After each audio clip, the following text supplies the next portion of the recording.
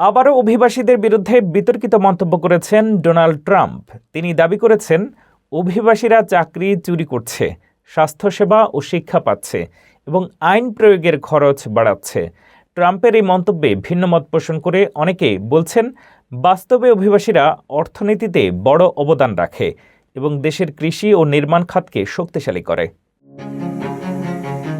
যুক্তরাষ্ট্রের president Donald Trump আবারও অভিবাসীদের বিরুদ্ধে কঠোর মন্তব্য করেছেন। তিনি অভিযোগ করেছেন, অভিবাসীরা যুক্তরাষ্ট্রের চাকরি চুরি করছে, জরুরি কক্ষে বিনা মূল্যে স্বাস্থ্যসেবা নিচ্ছে এবং করদাতাদের অর্থে শিক্ষা পাচ্ছে। ট্রাম্প বলেন, এরা আইন প্রয়োগ খরচও এমনভাবে বাড়িয়েছে যা বলা সম্ভব নয়।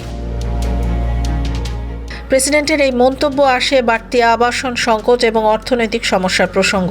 ট্রাম্প অভিবাসীদের দায়ী করে বলেন, তারা যুক্তরাষ্ট্রের অর্থনীতিতে বিরূপ প্রভাব ফেলছে। বিশেষভাবে তিনি সোমালি সম্প্রদায়কে টার্গেট করেছেন এবং দাবি করেছেন যে সোমালিরা মিনিসোটার অর্থনীতিতে দখল করেছে এবং অগণিত কোটি ডলার চুরি করেছে। যদিও বিভিন্ন গবেষণা দেখিয়েছে অভিবাসীরা যুক্তরাষ্ট্রের অর্থনীতিতে বড় অবদান রাখে। তারা কৃষি, নির্মাণ এবং অন্যান্য গুরুত্বপূর্ণ খাতে কাজ করে দেশের খাদ্য সরবরাহ ও আবাসন উন্নয়নে সহায়তা করে। অভিবাসীরা উৎপাদনশীলতা বাড়ায় এবং দেশের বাণিজ্য ও চাকরির বাজারকে শক্তিশালী করে।